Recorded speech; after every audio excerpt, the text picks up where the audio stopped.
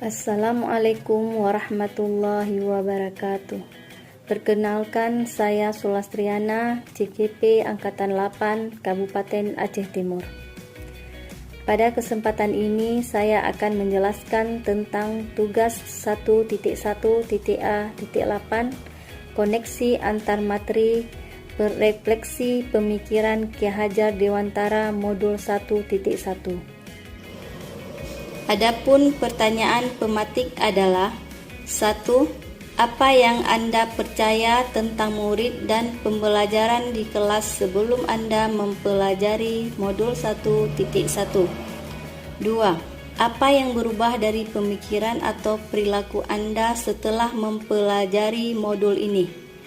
3. Apa yang dapat segera Anda terapkan lebih baik agar kelas Anda mencerminkan pemikiran Ki Hajar Dewantara? Pertanyaan yang pertama adalah: apa yang Anda percaya tentang murid dan pembelajaran di kelas sebelum Anda mempelajari modul 1.1? Sebelum saya mempelajari modul 1.1 mengenai refleksi filosofi pendidikan nasional Ki Hajar Dewantara, sebagai guru saya meyakini beberapa hal sebagai berikut. Pengajaran sama dengan pendidikan. Guru adalah subjek utama kegiatan pembelajaran. Sebagai guru, saya harus mampu mentransfer ilmu kepada peserta didik secara klasikal, atau ceramah, diskusi, dan tanya jawab.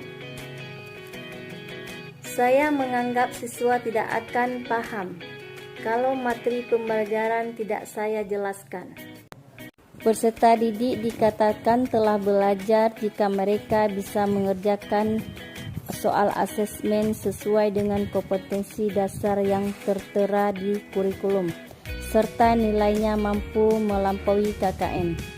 Kegiatan belajar selalu dilaksanakan di dalam kelas, memberikan tugas yang seragam tanpa mempertimbangkan keragaman potensi peserta didik, memberikan sanksi hukuman kepada peserta didik dapat mengubah perilaku mereka ke arah yang lebih baik. Pertanyaan yang kedua adalah: apa yang berubah dari pemikiran atau perilaku Anda setelah mempelajari modul ini? Banyak hal yang saya pelajari tentang konsep pendidikan Ki Hajar Dewantara melalui modul 1.1. Refleksi filosofi pendidikan nasional Ki Hajar Dewantara. Konsep-konsep pendidikan Ki Hajar Dewantara memberi pengaruh yang cukup signifikan terhadap pemikiran saya tentang pendidikan. Pengajaran ternyata tidak sama dengan pendidikan. Pengajaran ini merupakan salah satu bagian dari pendidikan. Maksudnya, pengajaran itu tidak lain adalah pendidikan dengan cara memberi ilmu bermanfaat untuk hidup anak-anak baik lahir maupun batin. Menurut Ki Hajar Dewantara, ada 3 prinsip untuk melaksanakan perubahan atau sering disebut 3 asas trikon. Di antaranya yaitu kontinuitas, konvergensi, dan konsentris. Kontinuitas maksudnya adalah ketika belajar kita harus berkelanjutan. Kita tidak boleh melupakan budaya dan sejarah dalam melakukan perubahan.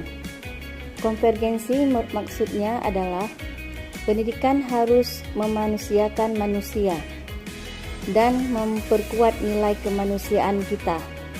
Dan yang terakhir adalah konsentris. Maksudnya adalah pendidikan harus menghargai keberagaman dan memerdekakan pembelajar. Jadi, jelas sekali terlihat bahwa pendidikan itu memerdekakan. Tujuan pendidikan utama yang digagas Ki Hajar Dewantara adalah bagaimana pendidikan mampu membuat anak memiliki budi pekerti yang baik.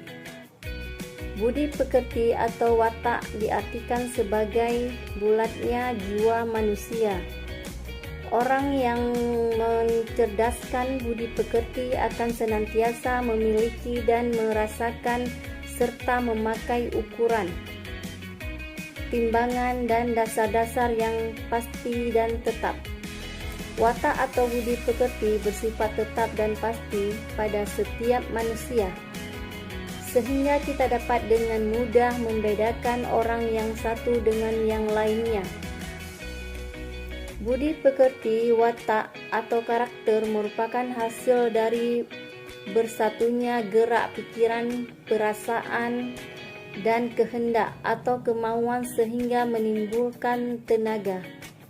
Melalui pendidikan, saya dan kita semua berharap bahwa anak-anak murid kita nantinya bisa bertumbuh menjadi sebaik-baiknya manusia yang memiliki adab dan budi pekerti. Pertanyaan yang ketiga adalah, apa yang dapat segera Anda terapkan lebih baik agar kelas Anda mencerminkan pemikiran Ki Hajar Dewantara?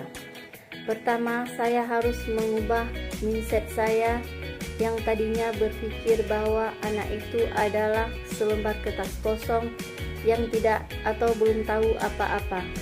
Saya harus meyakinkan diri saya bahwa setiap anak lahir sudah lengkap dengan potensinya masing-masing, meskipun masih terlihat samar.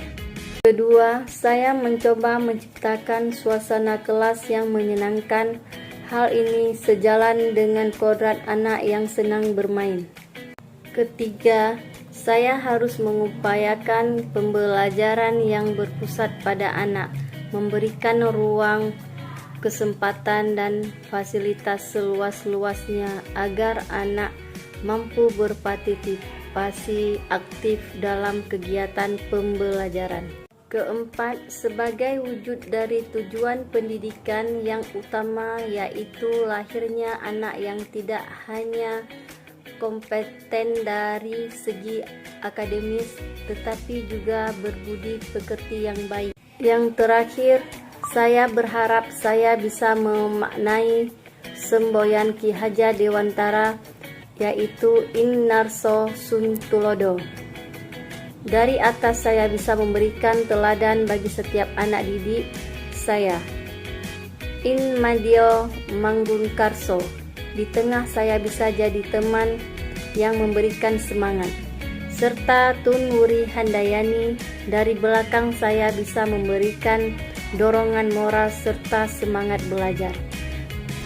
Demikian, terima kasih. Wassalamualaikum warahmatullahi wabarakatuh.